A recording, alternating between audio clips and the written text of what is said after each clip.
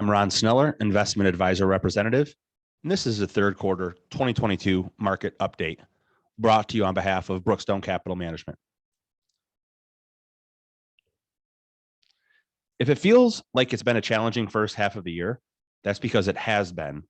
This has been the worst 6-month rolling year for a traditional balanced moderate portfolio in the last 50 years, with both stocks and bonds declining. Markets have been very volatile, and so far, they're on pace for the 5th most volatile year in the last 30 years.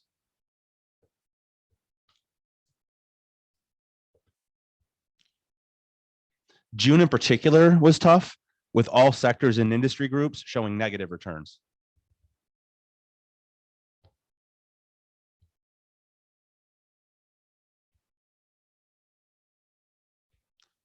The reason for the challenging first half is the reversal of COVID-era stimulus policies and the Federal Reserve lifting interest rates to fight inflation.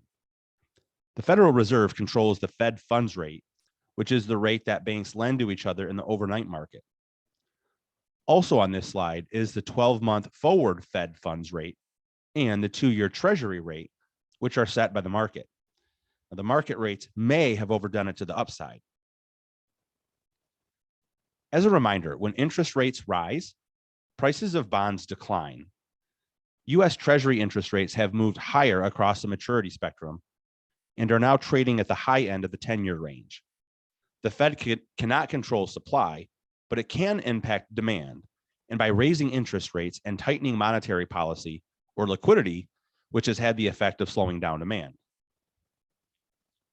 While everyone eyes recent high inflation readings and geopolitical risks, commodities have dropped rapidly, recently back to levels near the start of the year.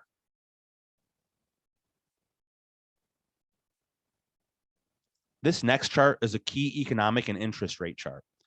It measures the copper-gold ratio against the 10-year Treasury yield.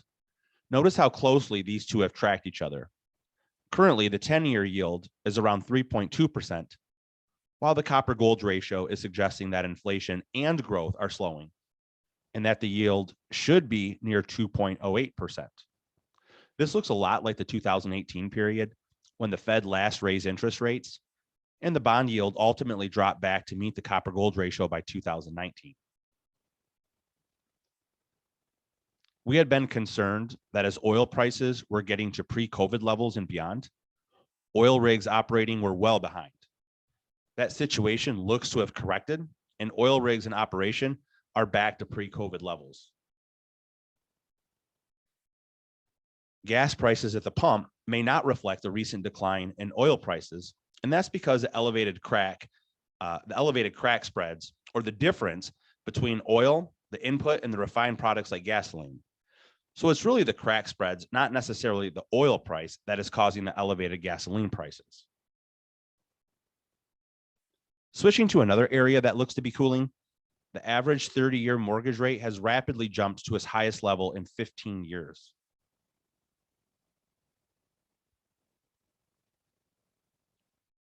This looks to be having an effect on house prices, where house price drops have jumped.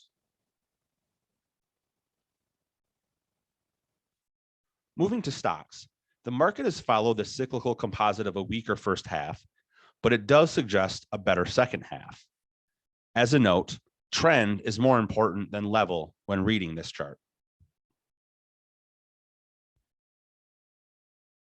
From a valuation perspective, the S&P 500 is trading below its 25-year average, so valuations are reasonable.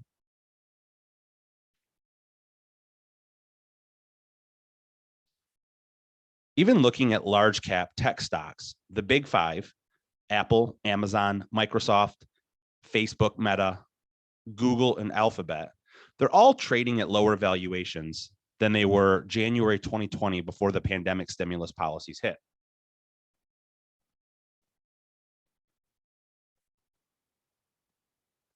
From an investor sentiment perspective, sentiment is about as pessimistic as it gets. Remember, sentiment is a contrary indicator, so pessimism has historically been a very favorable condition. From a technical perspective, the market is deeply oversold. and trading at a level below its 200-day moving average. That is not often seen. Comparing this tightening cycle to a few previous cycles does show that stocks struggle for some time, but find a way to muddle through and ultimately regain higher levels. This has been the third quarter market outlook.